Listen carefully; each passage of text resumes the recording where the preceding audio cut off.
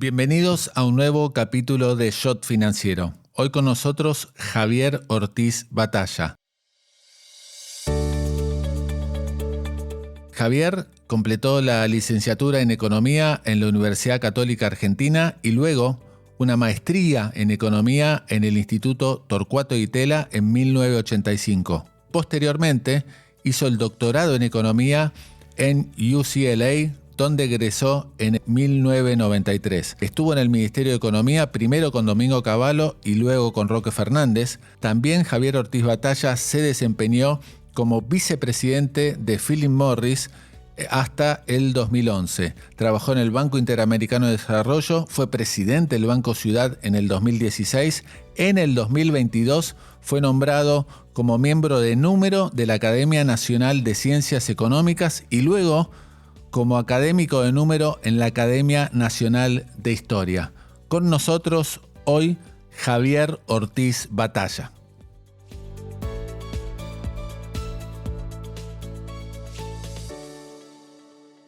Estás escuchando Shot Financiero con Guillermo Willy Laborda.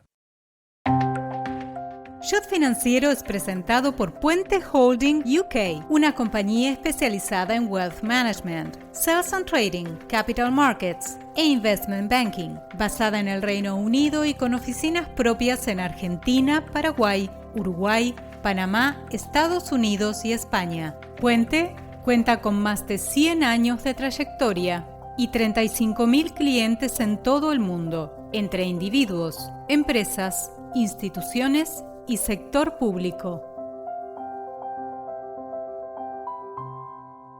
Y ya estamos conectados con Javier Ortiz Batalla. Javier, un gusto tenerte aquí en Shot Financiero. ¿Cómo andás?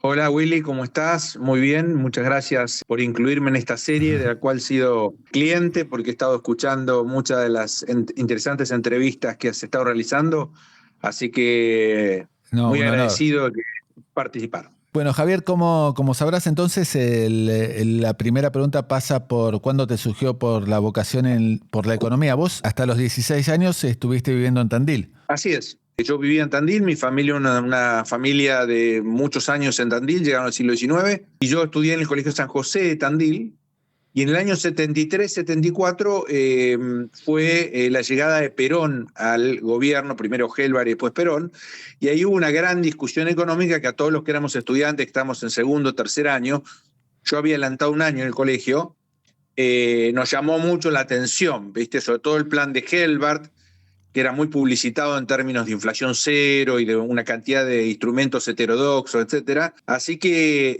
yo inmediatamente me ofrecí para dar una presentación, una clase en el colegio y a partir de ahí yo diría que ya fui largando. Si querés después te comento un poquito más de detalle cuáles fueron los libros que me puse a leer como para entender un poquito más. Dale, contame ya qué libros ahí te empezaban a marcar. Bueno, era un colegio, la verdad, hablaba de lo que era la educación de los 60 y 70 de Argentina con buenas matemáticas y buena historia, ¿no? Muy buenos profesores, así que uno estaba bastante, digamos, motivado. Yo agarré un poquito, porque mi papá era abogado, me tiró un libro que él había estudiado, que era uno, que yo creo que ya no quedan memorias de eso, se llama Dudley Dillard, que era The Economics of John Maynard Keynes. Que no escuche esto Javier Milei, porque empecé estudiando algo que se tradujo, creo, en Editorial Aguilar en el 65 como la teoría económica de John Maynard Keynes. Y por otro lado, sí, en contraposición, digamos, este era un libro muy discursivo, tenía poca fórmula, pretende ninguna. Un tío mío, hermano de mi padre, venía a Buenos Aires a presenciar las charlas de von Mises, que creo que dio un par de charlas en Buenos Aires a principios de los 70 en la Bolsa de Comercio. Y él trajo una serie de apuntes que me sirvieron para contrastar un poco las dos visiones. Tenía a Álvaro Sogaray escribiendo, creo que en La Prensa o en La Nación, artículos semanales que también leía con mucho interés.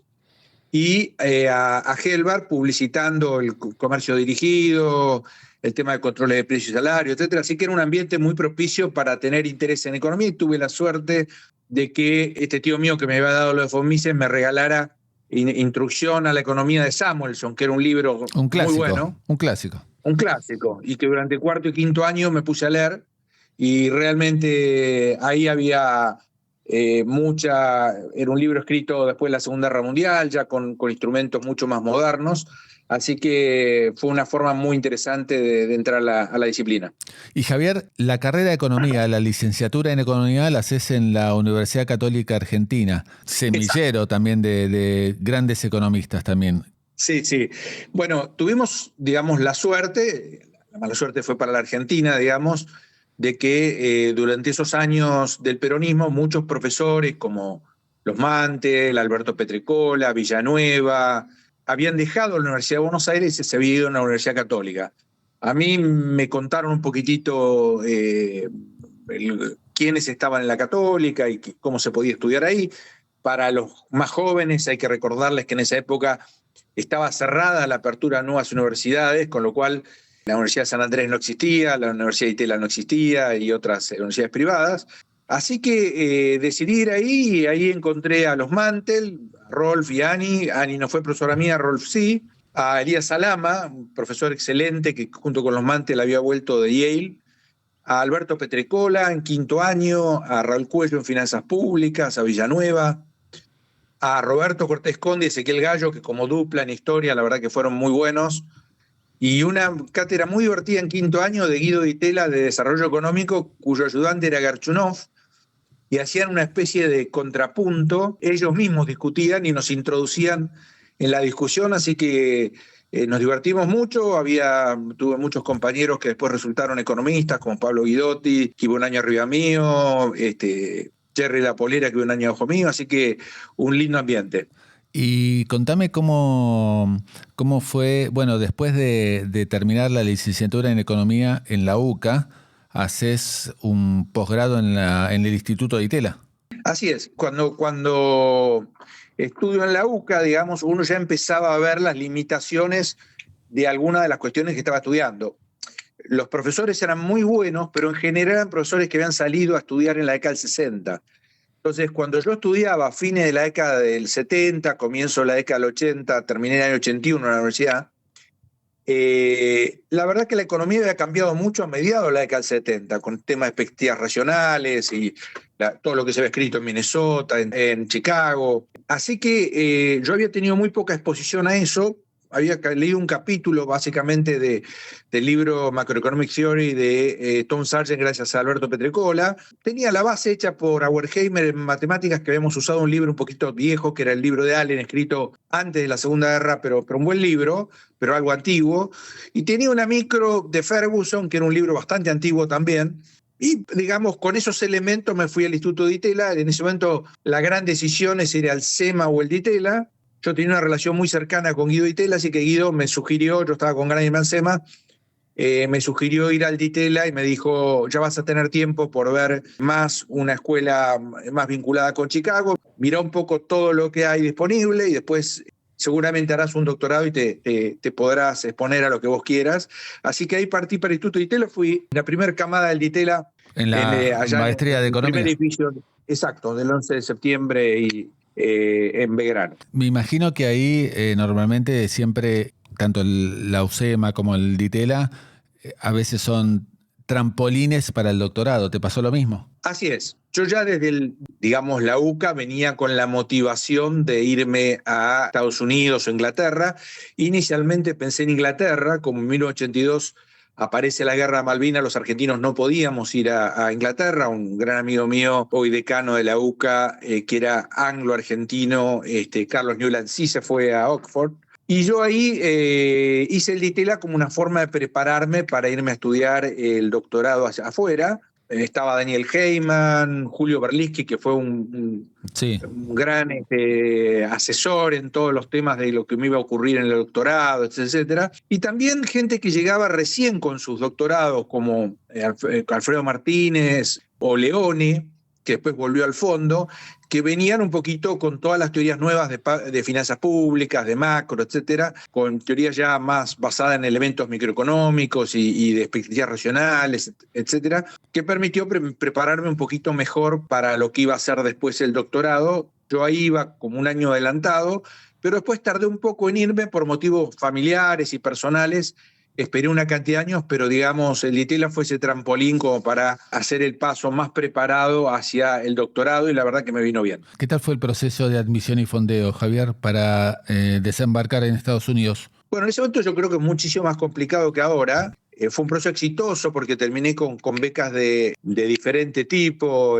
Me acuerdo de la Fulbright, de la Ford. Uno hacía todo por carta, con lo cual en el medio, si las cartas no volvían, como fue en mi caso Berkeley, uno ya no tenía tiempo de volver a aplicar. Di los exámenes que en ese momento correspondían, que era uno en inglés, que era el TOEFL, y otro que era el GRE, que era un examen que se daba en general sobre conocimientos generales y después otros sobre conocimientos específicos. Tuve notas razonables, así que entré a una serie de universidades. Me aceptaron Michigan, UCLA, Columbia, Harvard y algunas de tercera línea. Digamos, estas yo las calificaría como de segunda línea dentro de lo que era en ese momento la élite en Estados Unidos. Y las primeras 2 cartas fueron que no, para los que aplican, que no se preocupen. Yale y Princeton me dijeron que no. O sea que después recibí las contestaciones positivas. Claro, las respuestas más rápidas son las del no, siempre. Exacto. Y yo la verdad que esos meses que son muy angustiantes, ahora supongo que todos esos plazos se han acortado, me preocupé muchísimo, pensé que iba a tener que esperar. Y llamé a Mariano Filippini, un amigo mío del colegio que estaba haciendo un doctorado en Columbia, Universidad de Columbia, y él fue al departamento y me avisó que Columbia me había aceptado, así que de ahí en más esperé el resto con mayor tranquilidad. Claro. Y Javier, contame una cosa, ¿y por qué elegiste UCLA en lugar de Harvard o Columbia? Bueno, la primera razón es que UCLA, y yo diría la principal, es que yo en ese momento Argentina, como ahora, estaba en una situación económica muy difícil. Creo que la de los 80 era aún peor. Estábamos muy aislados del mundo. Esto era el año 87, o sea, yo había pasado unas 4 años dando clases en el Ditela y en la UBA, etcétera, etcétera. Y estábamos necesitados fondos. Así que, más allá de las 2 becas que había conseguido externas, me vino bien que UCLA me diera fondos. Columbia, Guillermo Calvo, Otfel acababan de dejar Columbia y se había ido a UPenn, que eran 2 personas con las cuales a mí me interesaba tener contacto. Yo había hecho un curso en el SEMA con Guillermo Calvo, me había impresionado mucho. Y en UCLA estaban tomando profesores jóvenes muy promisorios como Guido Tabellini, otros profesores como Costas Azariadis, como Roger Farmer, Gary Hansen, que era un profesor salido de Minnesota, que hacía teoría de ciclo real, que era un poco lo que estaba en boga en ese momento en macro, y me pareció que con todos esos fondos y esos profesores yo podía encontrar una combinación muy linda, y también impactó, vamos a ser franco, la idea de una conversación con Diegues, un economista muy senior que había en el Ditela, que me agarró en un pasillo y me dijo: usted va a pasar los próximos 4 o 5 años en Estados Unidos. Y yo le dije: no, yo voy a terminar el doctorado en 2. Y me dijo: no, eso no lo hace nadie, me dijo. Así que va a pasar 4 o 5 años, hágame caso, elija un lugar donde pueda llevar a cabo una vida agradable, me dijo, porque la vida del doctorado es dura, y vivir en Los Ángeles, en California, también fue un factor que en ese momento de mi vida yo valoraba mucho. Claro, pero al mismo tiempo tenías muchas tentaciones en UCLA, bueno, en California, ¿no? Que te sacan del estudio. Al revés de Chicago, por ejemplo.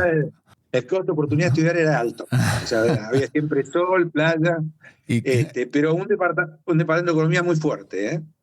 Sí. Ahí contame qué profesores te marcaron en la carrera, en el doctorado.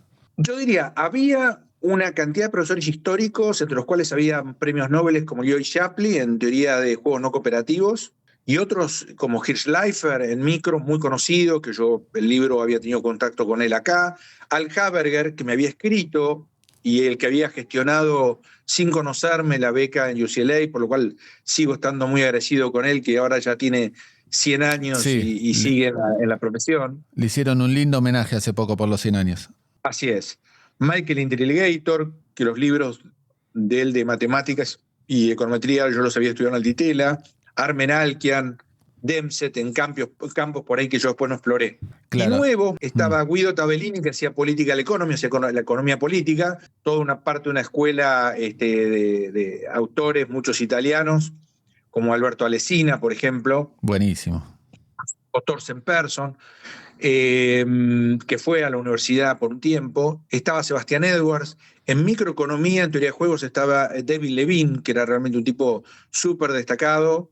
Gary Hansen, en teoría de ciclo real, que venía de publicar y recién graduado de Minnesota. Y también habían contratado a Costas Azariadi y a Farmer, que hacían algo un poquitito diferente, equilibrios múltiples, una macroeconomía con, digamos, no lineal, o sea, con alguna complejidad un poquito mayor, y que también me resultaron muy interesantes. ¿En cuántos años terminaste el doctorado?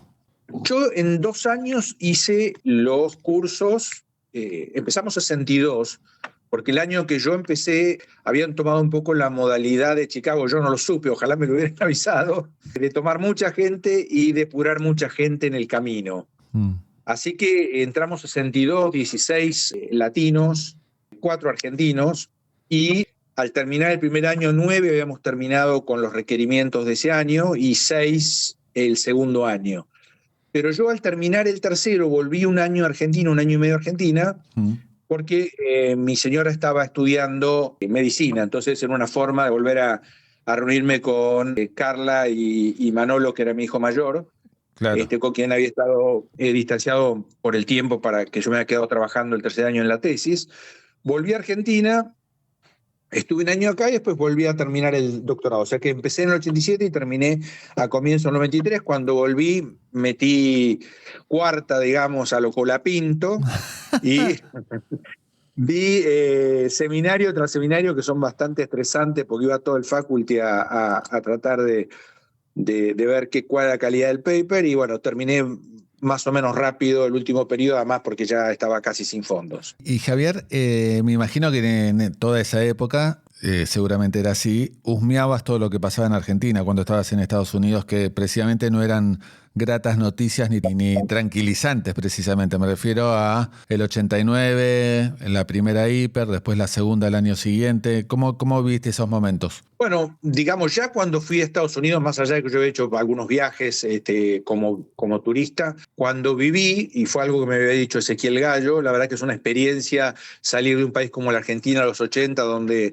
conseguir un teléfono costaba 5 años, ir, elegirlo en cualquier supermercado, enchufarlo y que anduviera, o que te entregaran una tarjeta de crédito, ni bien llegaba, acá casi nadie estaba bancarizado. Entonces, la verdad que fue un shock muy importante, que en algunos casos uno notaba, por ejemplo, comparando con los chilenos, que ya llevaban unos cuantos años de reformas, la diferencia de vida y de visión que teníamos del mundo entre nosotros y ellos, ¿no? Yo me tocó volver de turista en el 89, en julio del 89, plena hiperinflación, y la verdad que lo que vi era dramático. Me acuerdo una tía mía que todavía vive, de 90 y tantos años, rectora, recibiendo $30 de salario. La gente estaba súper tensionada, corría todo el día, estaban como alienada la gente.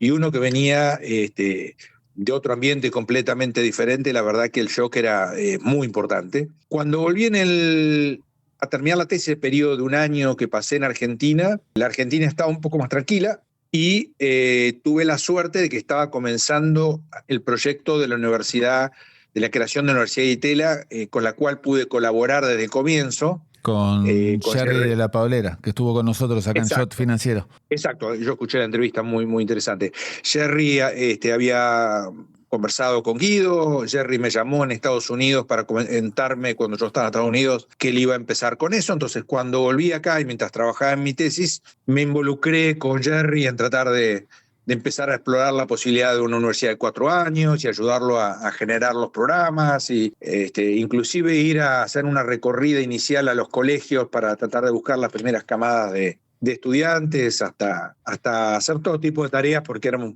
muy poquitos. Había otras 2 personas, José María Guido y Mateo Goretti en Ciencias Políticas, y con el liderazgo de Jerry, bueno, trabajé ese tiempo hasta que volví a terminar el doctorado en Estados Unidos, que yo estaba totalmente determinado a terminarlo, porque aparte me había ido muy bien durante los 2 años que había estado estudiante, y tuve la suerte de me llamara Sebastián Edwards y me ofreciera una beca, la Sloan, para tratar de terminar, y le sumé una beca a la OEA, así que tuve un financiamiento mínimo como para poder, ya con un hijo y mi señora, encarar el último año, que como te digo, fui bastante rápido a terminar Y el lo lograste. doctorado. Y lo lograste. Y lo logramos, y tuvo una casualidad que justo en ese momento llegaban, todavía no graduados, pero ya habían salido a John Market y contratados, Federico Stussenegger, con quien después iba a trabajar más adelante, y Mariano Tomasi a la Escuela de Business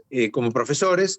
Así que la verdad que disfruté mucho, no solo de todo el tema de la terminación de la tesis, que tiene su lado angustiante también, pero la interacción con mis ex compañeros, algunos de los cuales todavía seguían allí, otros habían dejado, y con estos economistas jóvenes que llegaban a UCLA. Y Javier, ya estabas determinado, una vez terminado, presentada la tesis aprobada, volver a la Argentina. Eso ya estaba decidido. Sí, yo salí siempre con la idea de volver a la Argentina. En algún momento, cuando estuve allá, se me cruzaron otras ideas. De hecho, hice una amague por quedarme en el Banco Mundial, pero mi familia prefería volverse. Pero lo que es cierto y es importante transmitirle a quienes están en el proceso de preparación es que para quedar de profesor en universidad de segunda línea, lo mejor es ir a universidad de primera línea. Hay como una especie, obviamente hay excepciones y yo estoy simplificando, pero la verdad es que hubiera sido mejor haber estado en las universidades más importantes, digamos, si bien la mía era muy buena, para, digamos, MIT o Chicago, alguna de esas, para poder tener un buen placement en el mercado académico americano, si bien UCLA ha hecho colocaciones en mi época en Princeton o lo que fuera, son excepciones, digamos. Así que yo diría que desde el comienzo mi idea era volver.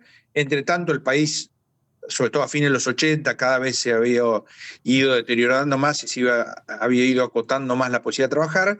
Cuando yo terminé en el 93, la verdad que me sentía cómodo volviendo porque el plan de convertibilidad estaba lanzado y era un periodo de expansión y estabilidad de la Argentina. Javier, vos cuando volvés a la Argentina, estoy leyendo tu currículum, llegás a ser subdirector nacional de Cuentas Nacionales en el Ministerio de Economía desde el 93 y luego llegaste a ser subsecretario de Programación Macroeconómica hasta el año 98.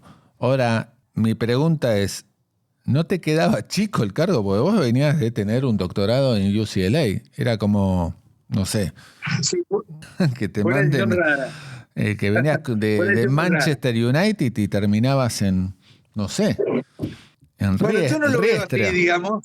Hoy no lo veo así para nada. Valoro mucho a mis compañeros de ese momento.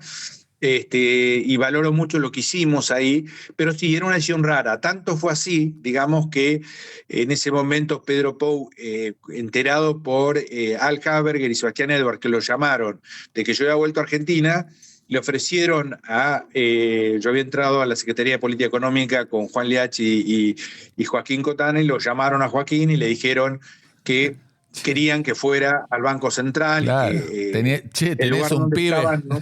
tenés un doctorado. Yo sí leí ahí. No era para mí. Pero no entendían algo, que yo creo que ha sido toda mi vida un poco así, que yo quería el desafío después de haber pasado, y realmente yo había tomado Monetary Theory con gente donde estudiábamos cosas bastante avanzadas, como Zheng Guanou, que estudiábamos los microfundamentos del dinero y modelo de equilibrio general dinámico. Yo quería cosas prácticas, o sea, quería convertirme, son como esos médicos que estudian en un lugar de elite, de investigación, y quieren decir, bueno, yo ahora quiero hacer medicina rural, ¿viste? Quiero ver cómo es la medicina en la práctica. Y yo tenía en ese momento una enorme necesidad por eso. Y entonces, si bien durante 20 años seguí dando clases, y fue una actividad que disfruté muchísimo, fui a Cuentas Nacionales como consultor de balanza de pagos en un momento muy especial de la Argentina, porque en primer lugar la Secretaría de Programación Económica había recibido todas las cuentas nacionales y de balanza de pago del Banco Central. Nosotros, en una segunda instancia con Federico Stussenegger, la enviamos todo su departamento que ya funcionaban al INDEC. Esto fue un paso intermedio. Y la verdad es que habían colapsado. Y si después, si querés, te cuento un poquito por qué, porque esto creo que no es tan conocido. Así que me encontré, fui como un consultor. Yo le dije que lo único que quería era trabajar 8 horas como consultor, y estar en el edificio cosa de poder interiorizarme más de cómo se hacía el lado oferta de datos. Yo había sido demandante de datos, quería conocer cómo se producían los datos. Y la verdad que fue súper interesante. Me encontré con dos grupos fusionados, con culturas muy diferentes, un grupo proveniente del Banco Central, que eran los que hacían históricamente cuentas nacionales, y un grupo del CEPAL, que había hecho el cambio de base 70 al año 86 de las cuentas nacionales, y estaba el desafío de unirlo, de que trabajaran juntos, pero por sobre todo de empezar a publicar estadísticas de cuentas nacionales que estaban suspendidas. Qué loco. Porque la Argentina no publicaba ni PBI corriente más que eventualmente una vez cada año y medio, no tenía más PBI trimestral a precios constantes, así que era y estaban también prácticamente interrumpidos los datos de balance de pagos. Pero básicamente lo que había pasado es que hemos pasado a una economía como la de los 80, con una economía muy controlada, casi yo diría estilo soviético era la recolección de estadísticas, porque se basaba, por ejemplo, las estadísticas de dividendos de utilidades sacaban de un registro, las de inversión extranjera directa lo mismo, las de empresas, digamos, la mayor parte de actividades que llevo de energía, entonces se sacaban de empresas públicas, las estrategias cambiarias de un control de cambios y así sucesivamente. Y todo eso había eliminado para bien de la economía, pero tenía el lado negativo que no había las fuentes usuales que hay en las economías de mercado para recolectar información. Algunas había, digamos, claro, encuestas permanentes de hogares. O sea, un trabajo de pico y pala. Pico y pala y de diseño, o sea, tratar de generar encuestas de servicios, encuestas industriales. La parte de generación de estadística de base pasó al INDEC, estaba liderado por Montero, que era un profesor de estadística de Córdoba, sí, que había sido profesor de Cavallo, y nosotros quedamos con balanza de pagos, cuentas nacionales, todas las estadísticas de gasto, proyecciones macroeconómicas, es decir, buenísimo, hacíamos también las proyecciones para el presupuesto, todo muy interesante. ¿Cómo era si te cruzabas en alguna reunión con Domingo Cavallo? Bueno, ahí no me crucé tanto porque en realidad yo siendo digamos, la carrera fue rápida, o sea, fui consultor, a los 6 meses era subdirector nacional y después subsecretario, pero fui subsecretario con Roque Fernández. Como subdirector había una capa intermedia, así que mi interacción fue poca. Tengo 2 anécdotas para contar, una muy positiva y otra negativa, pero yo creo que esto está para contar la realidad, así que... Vamos con la positiva primero. Exacto. Bueno, la positiva es que presencié una reunión bastante importante donde estaban todo su gabinete de ministros, que la verdad tenía un equipo muy, muy, muy consistente, de especialistas en cada campo, como Carlos Bastos, como Zapata en temas regionales, como Juan Leach en temas de promoción, bueno, como estaba Joaquín Cotani, Ricardo Gutiérrez en Hacienda. Ricardo Gutiérrez con Marcos Macona de Hacienda, Jorge Baldrich en regional. Así que era un equipo, la verdad, me estoy olvidando de muchos, pero muy, muy completo. Y la verdad que la forma tan ejecutiva, vigorosa, de conocimiento de todos los temas que llevó a cabo Domingo Cavallo me impresionó mucho por sus facultades ejecutivas, que en general no son un elemento distintivo de los economistas, ¿no? Así que lo vi como un verdadero CEO, digamos. Y eso fue algo que me gustó. O sea, me pareció que era necesario ese comando. En ese momento el Ministerio de Economía abarcaba muchas áreas, había ido absorbiendo muchas áreas, y me pareció que tenía los skills más que suficientes para llevar a cabo todas esas reformas que habían comenzado muy fuertemente en el 89 y 90, digámoslo, pero que él llevó adelante con muchísima fuerza, ¿no? ¿Y la negativa? La negativa es que alguien de esta gente que son funcionarios del Ministerio de Economía, pero no economistas o lo que fuera, en un momento me puso a supervisar la versión en inglés de Argentina, un país en crecimiento, que se llevaba a Davos. Había una versión corta y una versión larga. La versión larga tenía como 300 páginas. Y me dio una semana para revisarla, mientras yo le aclaraba que no era traductor, que yo lo que era economista, o sea que podía simplemente hacer una revisión muy light y que para hacer una revisión más profunda necesitaba mucho tiempo. Bueno, este señor me dio una semana, que además yo estaba en España haciendo un curso de perfeccionamiento de cuentas nacionales en el Banco de España, y después me hizo firmar página por página para que quedara claro que yo la había supervisado. Domingo Cavallo se llevó esto, no debe conocer esta anécdota, se llevó esto a su casa. Creo que él descansaba después del almuerzo, y cuando volvió a los gritos, básicamente por la calidad de la traducción. Había oído un traductor original, pero bueno, la firma mía era la que aparecía a cargo.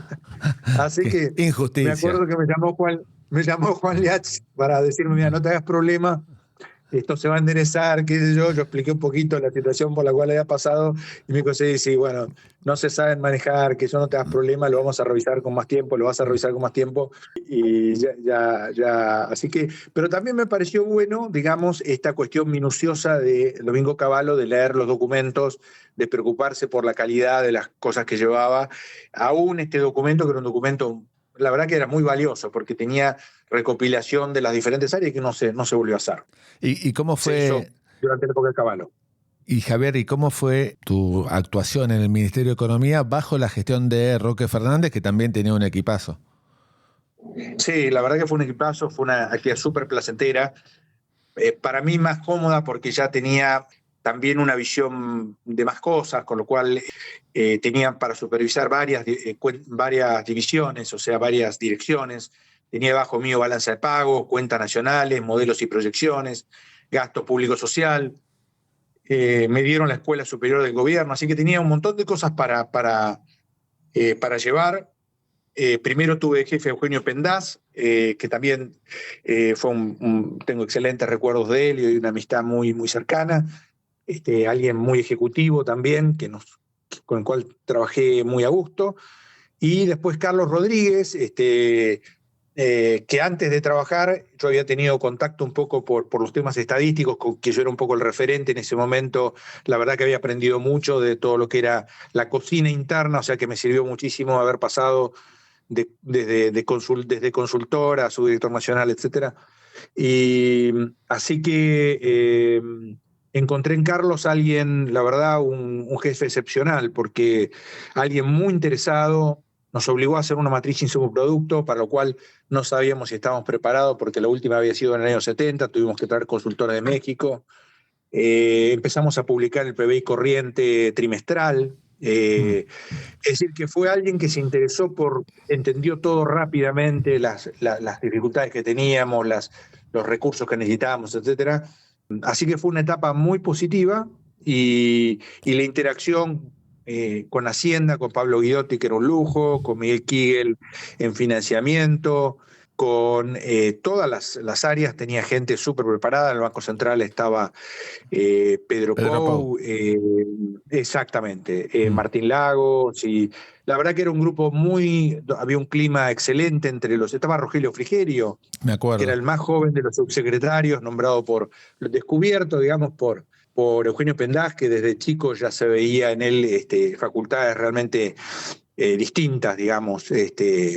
Así que fue ir al Congreso, fue presentar presupuestos, fue trabajar mucho, mandar muchos consultores a Estados Unidos para ver cómo se hacían las proyecciones de Estados Unidos, para tratar de mejorar la forma en que las hacíamos, capacitar gente en cuentas nacionales, tratar de mejorar la fuente, interactuar mucho con el INDEC. Así que fue un periodo, la verdad, muy lindo de la vida, y muy, muy elogiado aparte por el fondo, que nos puso en un programa especial de estadísticas y nos destacó como un país que estaba realizando avances muy, muy importantes en estadísticas. Así que parte de eso, como todo en Argentina, después se lapidó, sobre todo en la época del kirchnerismo.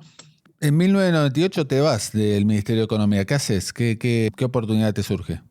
Bueno, un poco me llaman de un gran conglomerado industrial, que era el Grupo de Empresas Philip Morris en Argentina, que incluía tabacos más alimentos. Estaba Kraft, Suchard, Jugos Tang, etc. Yo nunca había trabajado en el sector privado, y hablé con una serie de referentes. Entre ellos me acuerdo de la conversación con Juan Liach, donde me dijo, mira, estás en una edad como para probar y incorporar por ahí dinámicas, aptitudes que hoy por ahí no tenés. Si bien yo tenía gente a cargo, en la subsecretaría iba a tener unas 80 o 100 personas a cargo, pero otra dinámica, etcétera. Y bueno, hice las entrevistas, la verdad, más que nada para explorar.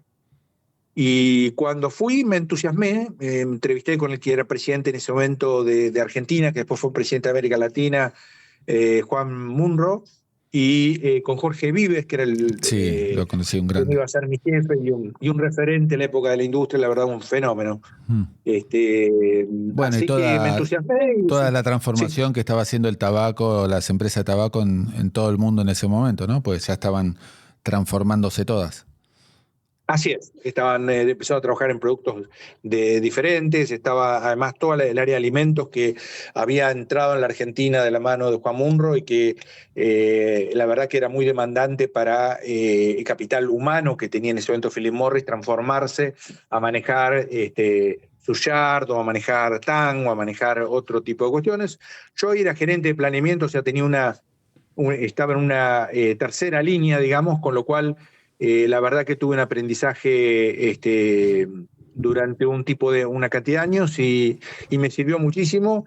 Cada tanto Jorge Vives, que era un hombre, una personalidad fuertísima, además de un tamaño muy importante, qué sé yo, y un vozarrón, me decía: Javier, no estás más en el Ministerio de Economía, de forma tal de que yo me refocalizara en tema de generar ganancias, digamos, y de mirar el negocio.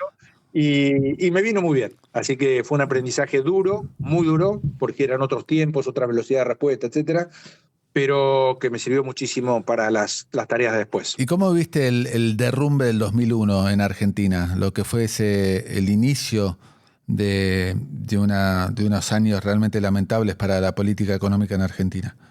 Bueno, yo había escrito con Carlos Rodríguez alguna cosa que se publicó en el Journal of Applied Economics sobre el periodo de Machinea y algunas de las condiciones. Y Federico Sturzenegger me había hablado para incorporarme al equipo de López Murphy. Pero la verdad que más allá del fuerte afecto que tenía con Ricardo y con Daniel Artana, etcétera, que también me había llamado, decidí esperar un poquito porque veía la situación bastante turbulenta. Cuando finalmente se nombra Domingo Cavallo, que venía con un partido atrás, etcétera, vi ciertas condiciones como para tener una oportunidad de poder ingresar por un tiempo al Ministerio de Economía y tratar de colaborar. Además a Federico lo conocí hace mucho tiempo, sabía de su capacidad, etcétera, así que me resultó interesante. Ingresé nuevamente al Ministerio de Economía por un periodo breve de tiempo, allá por abril o mayo del 81, ya no recuerdo, al Ministerio de Economía. Sí recuerdo una conversación con un funcionario del Fondo Monetario, un gran amigo mío que todavía hoy sigue en el fondo en una posición muy alta, había sido compañero mío un par de años previo en UCLA, que me dijo: ¿por qué ingresás al ministerio si el paciente ya se fue? Me dijo.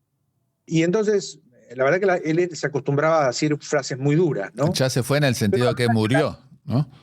Exacto, que ya no era posible salir adelante. Entonces, un mensaje optimista, te digo. Una bienvenida genial. Exacto. No había tomado todavía yo la decisión, o sea que estaba en el proceso de tomar la decisión. Pero bueno, mi reacción fue la siguiente. Yo le dije: mira, acá pasan dos cosas, le digo. Es altamente probable que ya a esta altura sea difícil dar marcha atrás. Es decir, poder flotar en las condiciones externas que existía, salir de la convertibilidad con estabilidad, etcétera. Pero le digo, yo creo que vale la pena intentarlo, sobre todo porque si esto no funciona, va a ser mi última oportunidad.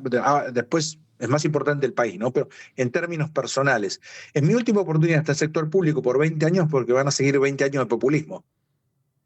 Ah, mira. Porque yo había visto en la historia esto, o sea, lo había visto cómo la Argentina había ido hacia el populismo después de la Gran Depresión, había visto cómo después del 89 la Argentina había ido hacia un modelo más razonable de inserción en el mundo y de arreglo económico, organización económica.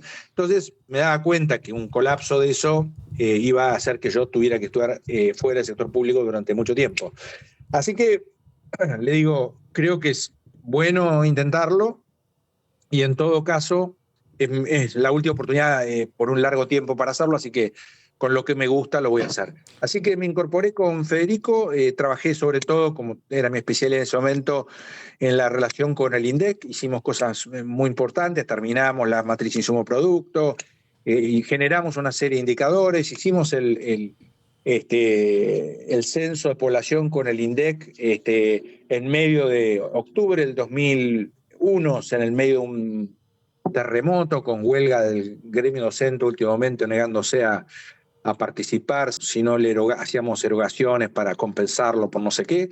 Así que fue realmente contra viento y marea, con el apoyo de alguna gente en el gobierno muy importante, como Cristian Colombo y Patricia Bullrich y alguna otra gente. Y así que pudimos hacer el censo de población que tenía que hacerse, que el radicalismo había dejado, correspondía hacerlo en el año 2000, no lo había hecho y lo hicimos contra viento y marea. Así que hicimos un montón de cosas en medio de la adversidad. Hasta la salida de Domingo Cavallo. Así es.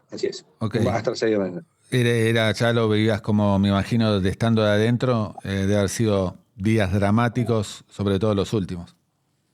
Sí, se veía claramente. Nosotros teníamos data mensual cuando se hicieron las últimas reformas o anuncios de recortes al sector público y uno veía que Riesgo País no hacía ni un blip hacia abajo y veía el drenaje de reservas y veía los vencimientos. Uno tenía información clara acerca de que la cosa no iba para nada bien, así que tratábamos de prepararnos y la verdad que eran jornadas muy extensas. Nos visitó gente, tuvimos la oportunidad de que nos visitara Rudy Dorbush. Me acuerdo la frase de Rudy Dorbush, también muy optimista, que creo que Federico fue que le preguntó cómo nos veía y dijo que nos veía como los bomberos trabajando debajo de las torres de las Torres Gemelas. Sí, porque había estado semanas atrás, había estado hace el atentado a las Torres Gemelas. Bueno, exacto. El September 11, ¿no? Exacto, September 11.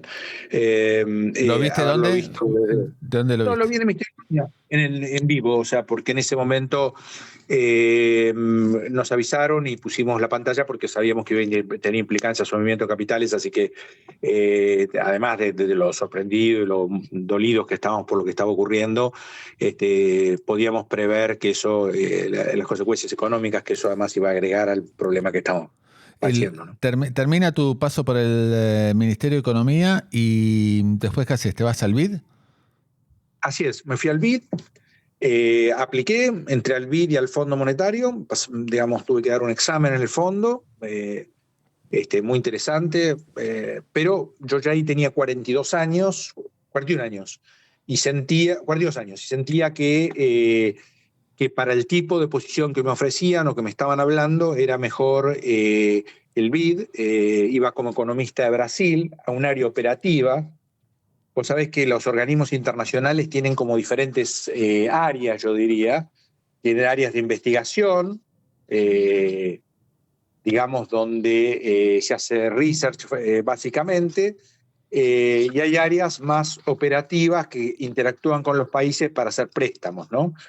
Yo hacía de economista de la parte operativa y me dieron el país más grande, que era Brasil, y me lo dieron el 22 de octubre de 2002, me acuerdo de la fecha porque era justo el día en el cual Lula asumió la presidencia sin ninguna experiencia previa del Partido de los Trabajadores en el Ejecutivo brasileño a nivel nacional y con muchos economistas en Washington diciendo que iba al default. Así que fue también pasar a una situación interesante. Ahora, qué caminos diferentes, ¿no? Porque Brasil en ese momento ya había iniciado un camino más serio en política económica, a diferencia de Argentina, que entró en la pesadilla del populismo, ¿no? Así es. Nosotros cuando hacíamos las giras para la colocación de bonos globales, que yo colaboraba con Miguel Kigel en eso, pues yo era su secretario macroeconómico y él era de financiamiento, era específico de él. Íbamos a diferentes plazas, fuimos por Europa, por Asia, por Estados Unidos, y cuando íbamos con algún presentador brasilero, nosotros éramos la estrella y Brasil era el desastre, ¿no? Estoy hablando de fines de los años 90. Cuando ocurre esto, la verdad que Brasil había hecho cambios persistentes a lo largo del tiempo y el temor principal sobre Brasil, además del tamaño de su deuda y la sostenibilidad de su deuda, era sobre todo sobre el carácter de Lula y la gente que lo iba a acompañar. Pero Lula muy sabiamente decidió darle continuidad a las políticas de Fernando Henrique Cardoso, que había implementado primero como ministro, después como presidente de Brasil.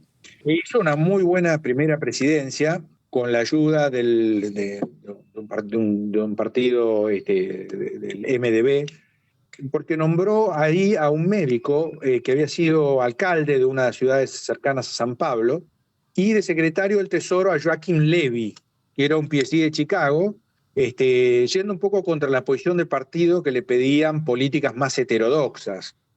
Así que inmediatamente que asumió, comprometió un superávit primario de 4% para los 4 años de su mandato. Lo cual era música para el oído de los inversores. Así es. Y subió fuertemente la tasa Selic, que era la tasa de política monetaria, dejando apreciar el tipo de cambio. Rápidamente logró dominar las expectativas. Además hizo pacto con las diferentes regiones de Brasil, de forma tal de tratar de también de ponerlas en caja al resto de las jurisdicciones. Así que fue un primer muy bueno. El ministro se llamaba Palocci, si bien era médico, Sí, como le digo, era político.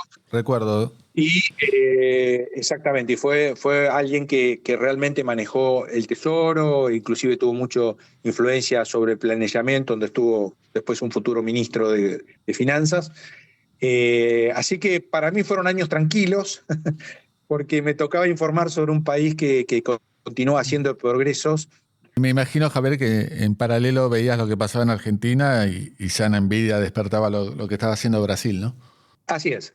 Yo cuando llegué al BID, la verdad que era, yo llegué con Duhalde. Yo trataba de tener una actividad más plural que solo Economista Brasil, en el sentido de presentar seminarios y organizar seminarios, y me delegaban bastante ese tipo de actividades dentro de la parte operativa.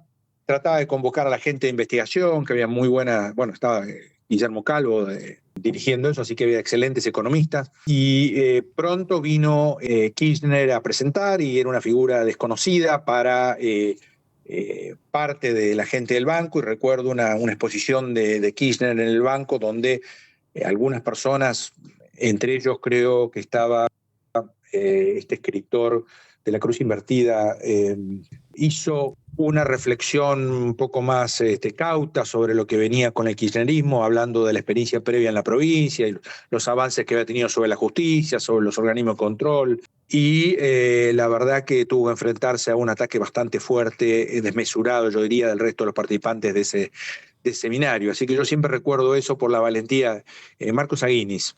Sí. De Marcos Aguinis en esa oportunidad. Yo lo conocía de mi época en el Ministerio de Economía, y la verdad que temía lo peor desde el principio.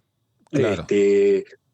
Había interactuado con él. Sabías que se venía lo peor con el kirchnerismo. Sí, sabía, entendía que todos los procesos toman tiempo, que los precios de los commodities habían comenzado, que tenían muchos recursos, tenían capital físico que se había de la convertibilidad potenciado en la época de los 90, es decir, que tenían rutas, tenían puertos, tenían vías navegables, generadoras, tenían la reforma agrícola, sistema eléctrico, exportábamos combustibles, electricidad, etcétera, pero una política absolutamente procíclica que siguió el gobierno de Kirchner. Sabíamos que cuando las circunstancias externas cambiaran iba a terminar en algo dramático. Y así pasó. Algunas de esas cosas las empecé a escribir, sí, en el año creo que 85 empecé a escribir en la revista de Fiel, en diferentes lugares, después crecientemente en el diario, en el ámbito, algunos me ayudaste a publicarlos vos.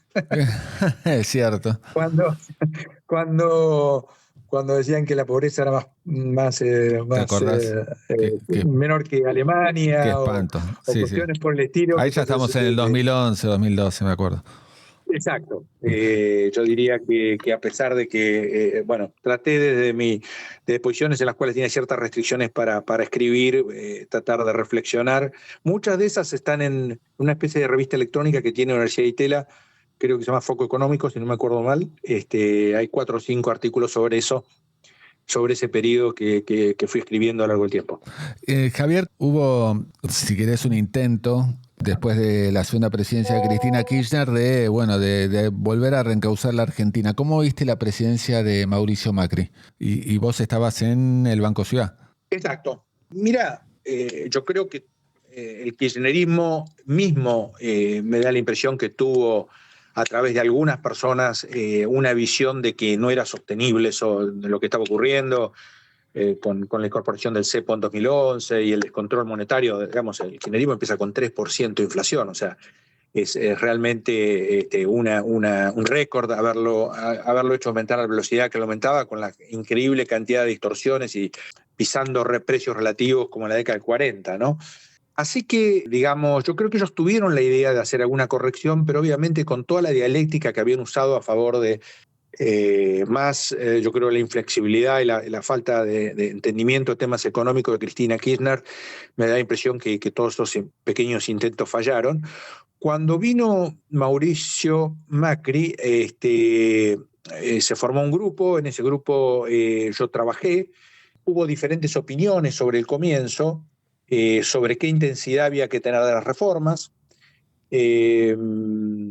Yo diría que... Bueno, ahí radicó el error, ¿no?, de la gestión. Yo creo que sí. Yo creo que el error de la gestión fue básicamente que se impuso la opinión de no hacer no llegar al equilibrio fiscal rápidamente, sino proponer que eso se financiara en los mercados internacionales. Y cuando uno miraba los números de diferentes fuentes, del Instituto de Finanzas Internacionales, etcétera, sabía que eso era muy difícil de lograr y que además, frente a lo que conocemos como sudden stop de los movimientos de capitales, si eso no se hacía rápido, la Argentina se iba a encontrar dificultades, cosa que ocurrió en abril de 2018. Es decir, tardó más de lo que yo hubiera pensado a fines de 2015 cuando Mauricio se hace cargo. Ahora creo que Mauricio Macri en muchos otros aspectos, digamos, en la parte posterior de su gobierno, en el área internacional, en muchas otras áreas, en el respeto de la justicia y de la prensa, ha dejado cosas que se le van a reconocer con el tiempo. Sí, sin dudas. ¿Qué hace hoy Javier Ortiz Batalla? Hoy... como digo, yo he recorrido diferentes profesiones desde mi profesión de economista y desde el año 2015 estoy en temas bancarios, primero acompañando a Rogelio Frigerio en Banco Ciudad, después como presidente del Banco Ciudad y luego en el B-Bank, que es un banco de dimensiones más chicas. Estamos 50 aproximadamente dentro de las 77 entidades financieras que existen, y estoy en el día a día. O sea, no soy un presidente que tiene solamente, digamos, facultades en el directorio, sino que actúo manejando la línea, especialmente algunas de las áreas en las que tengo más afinidad, que generalmente son planeamiento, control de gestión, mesa, etcétera. Y por otro lado, sí, y por el otro lado sigo con mis actividades académicas, que nunca termino de abandonar y siempre sueño con retomar con más fuerza. Desde 2022 me han distinguido con entrar a la Academia de Ciencias Económicas. Justo te quería decir eso, porque entraste en la Academia de Ciencias Económicas y en la de Historia, las dos. Sí. Bueno, has colaborado en un libro recientemente sobre lo que fue la economía del peronismo. Así es. La economía de Perón, digamos, en realidad. Ese fue el lado bueno de la pandemia, que en mi caso tuvo diferentes aristas negativas desde el punto de vista familiar, pero el estar encerrado mucho tiempo contribuyó a que pudiéramos avanzar con un conjunto de autores muy destacados sobre el tema del peronismo, la economía del peronismo, porque yo ahí tenía ideas previas y quería clarificarlas. Yo veía que leyendo autores como Carlos Díaz Alejandro, para mí el mejor historiador argentino es cubano, ¿no? Sí. Y desarrolló tarea en Yale y Columbia, pero tiene el mejor libro de historia económica argentina por lejos, sus ensayos. Había una visión de él y de otra gente como distintos profesores que escribieron en los 60 y 70, que habían tenido contacto con el peronismo, bastante crítica, pero que las visiones posteriores habían ido tratando de entender o ponerlo más como un producto de su tiempo, como un producto que era la respuesta a la Gran Depresión, que lo que había ocurrido en Argentina había ocurrido también en otros lugares, que había sido una forma de consolidación de poder. Y a mí me daba la impresión que lo que vivimos después, en particular un ajuste tan tan difícil como que siga el año 55 y que dura hasta el año 63, de devaluaciones sucesivas, planes fallidos, mucha inestabilidad política, eran producto de los enormes desajustes previos y de el verdadero desastre que había ocurrido durante los años anteriores, ¿no? Además, porque yo venía influido un poquito porque yo en los años 90 había estado en UCLA cuando los países habían salido tras de la cortina de hierro. Axel Lejohubut, que fue uno de mis tutores de tesis junto con Sebastián Edwards y Art Haberger, habían participado en el asesoramiento de algunos países que intentaban salir, algunos con éxito y algunos otros sin éxito, y han vuelto a sistemas muy parecidos a los que han vivido previamente entre 1917 y 1989.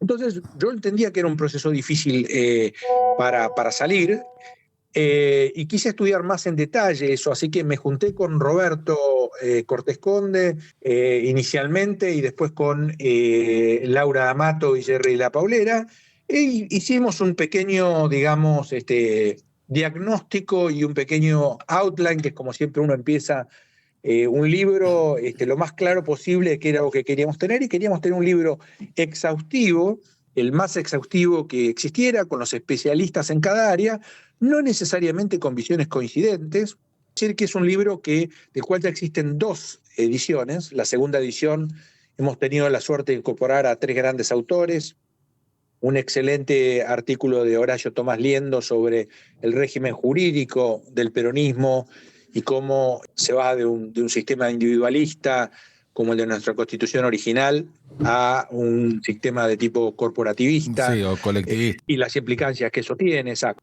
Yo la verdad que lo veo con mucha satisfacción, y creo que va a tener un impacto en los años posteriores. De hecho, ha tenido una buena venta y la editorial Edasa lo ha empujado, así que creo que va a tener un impacto y tiene una visión muy diferente, que yo creo que algunas de las versiones que fueron más, que imperaron durante los años 80 y 90, yo diría que era una visión más benigna de ese periodo. Javier, normalmente culminamos acá el podcast Yacht Financiero con consejos a jóvenes economistas que recién arrancan la carrera, que de hecho son los que más escuchan este podcast. ¿Qué le dirías a un joven que hoy está dando el puntapié inicial en la licenciatura de Ciencias Económicas? Yo diría que el que entra en Ciencias Económicas tiene que tener, digamos, un gusto por 2 cuestiones, ¿no? Por historia o por ciencias sociales, en principio, por política, por ciencia política, etcétera, y por matemáticas. La economía se ha vuelto fuertísimamente matemática después de los 70, hubo un primer impulso en los 40, después en los 70, hay que estar preparado para muchísima matemática. El primer año en el doctorado, para quienes se vayan afuera, es exclusivamente matemática, y es exclusivamente, yo diría casi, la resolución de problemas concretos, de ejercicios contrarreloj, a una velocidad y con una competencia increíble. Y yo creo que eso es útil, muy, pero muy útil para el futuro, para lo que hagan, porque es lo que permite entender, poder pasar de un organismo internacional a una industria, a un banco, a la tarea académica, a lo que hagan, y poder comprender el problema central, desmenuzarlo y analizarlo con facilidad. Es decir, que yo diría que inviertan en instrumentos analíticos, porque esos instrumentos analíticos lo usen en la tarea académica o persigan una tarea académica exclusivamente, o no, los van a usar en cualquier otra actividad. Evidentemente eso va a depender de sus preferencias y de los skills que tengan, la posibilidad que tengan de moverse cómodamente a través de los diferentes sectores. Algunos van a quedar en la tarea académica, otros seguramente optarán por análisis de coyuntura o lo que fuera, pero siempre tener fuertes, yo diría, fundamentos analíticos es muy importante. Y lo segundo, yo diría, es tomar desafíos, es decir, animarse a probar cosas. Yo creo que eso también es nuestra tarea, sobre todo para aquellos que se quedan en Argentina, donde el mercado digamos, permite menor especialización del trabajo, menor especialización. Es importante poder probar para ver qué es lo que uno mejor hace. Javier, un lujo tenerte aquí en Yacht Financiero. Te mandamos un gran abrazo, saludos a la familia y de vuelta. Mil gracias por tus aportes. No, muchísimas gracias a ustedes, espero que haya sido de utilidad. Un gran abrazo y de vuelta, mil gracias, Javier, un gustazo. Un abrazo grande a vos y a todos los que nos escuchan. Propósito, actitud, resultados. Liderazgo modo Geneia.